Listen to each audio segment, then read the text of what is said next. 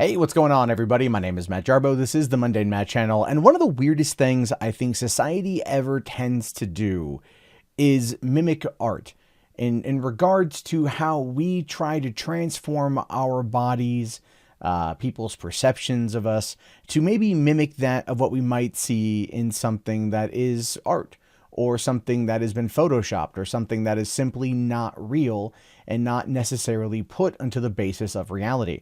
Now, if you're looking at the image here on the screen, obviously this is one of the Jenners. I think this is Kylie, could be Kendall, could be Cum Dumpster.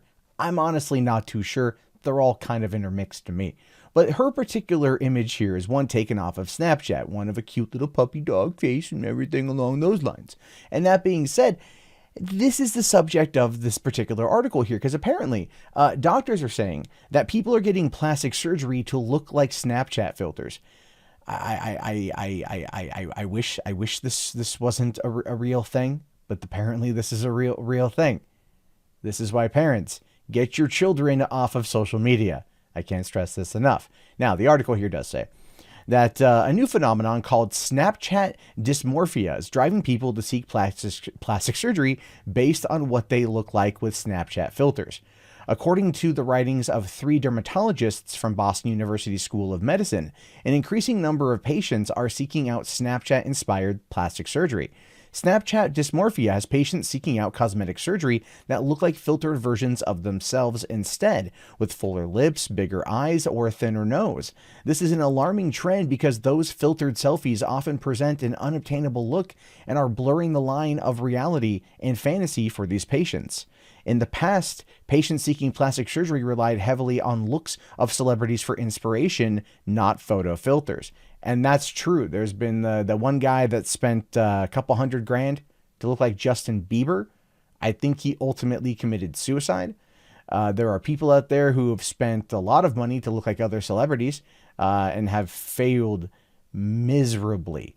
They look like the island of Dr. Moreau Chimera. They look like weird things that you don't normally expect to see. And I know I'm probably going to catch flack for poking fun and mocking those people because, you know, body dysmorphia is a real thing.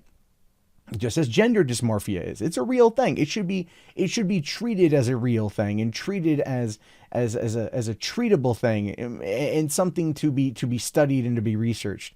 But when people go out of their way to start trying to get these types of surgeries done to look more like something that is not real, that is something we see through an algorithmic lens created for your smartphone, or to look like somebody who is famous, it goes to show you that there are maybe some deep-seated problems there, and there's, I believe, ethical issues with that as well. I mean, there are going to be plastic surgeons that are going to completely be on board with this, that are going to completely be okay with this, and are not going to at all try to argue back against it, which to me is just is very frightening. But the article does continue here with Snapchat dysmorphia derived from body dysmorphia disorder, or BDD. A person with BDD obsesses over what they believe are physical flaws, even if those flaws are invisible to others.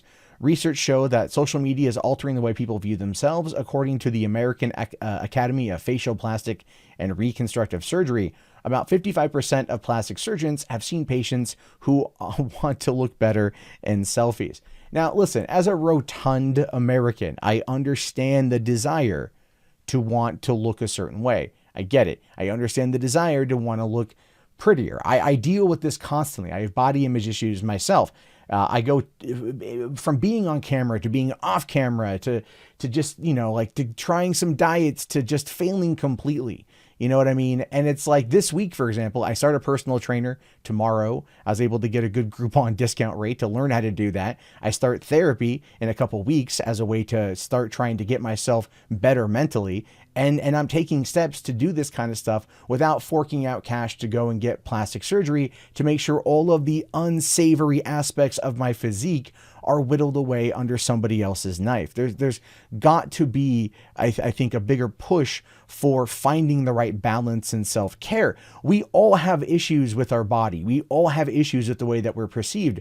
There are some photos where I think I look banging. And then I did a photo shoot yesterday for my daughter and got a photo from the photographer with me holding her. And I'm like, I look like a sea cow. And then it just immediately makes me start thinking and thinking and thinking. This is a problem with the way that we do push ourselves in regards to society. And it requires people to take the actual hard look at themselves. And I mean, under fluorescent lights, naked in a room with nothing but mirrors, hard look at themselves to try to figure out what the overall problem is and then maybe how to find ways to fix it. And I think that going and getting a surgery to look like a Snapchat filter and to look kind of like, the Jenner over here, that's not the right way to go about it. That's not the right way at all. But unfortunately, with our society, not everyone's going to see it that way. And those are the people that I actually really want to see get the most help. Because if you're willing to pay the money to go under the knife to look like something that was created as a joke for $1 billion company that doesn't care about you in one way or another, maybe you should invest that money in getting the therapy you need, because that's clearly something you have to work on. And I do hope that people out there are able to find it.